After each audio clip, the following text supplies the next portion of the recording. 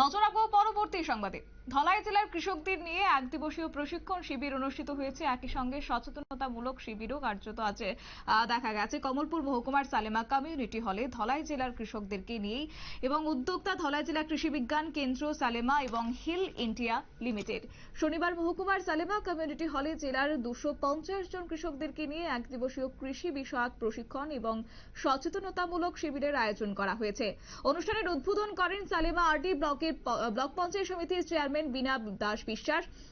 মঞ্চে উপস্থিত ছিলেন সালেমা পঞ্চায়েতের প্রধান অপু পোদ্দার, সিঙ্গি নালা পঞ্চায়েতের উপপ্রধান সুনীল চন্দ্র দাস, ধলাই জেলা কৃষি বিজ্ঞান কেন্দ্রের সিনিয়র বিজ্ঞানী ডক্টর অভিজিৎ দেবনাথ এবং আরএসও হিল ইন্ডিয়া লিমিটেডের পার্থ প্রতিম প্রধান সহ অন্যান্যরা। কি রয়েছে বক্তব্য শুনুন।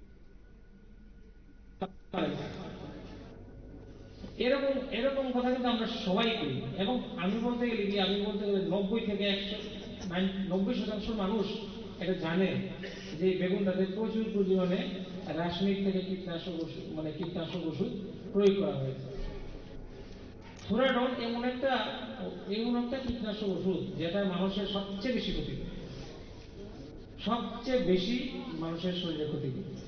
আপনারা যখন এটা প্রয়োগ করছেন সেটা আপনাদের হাতে দিয়ে নাকে দিয়ে যখন এটা যাচ্ছে।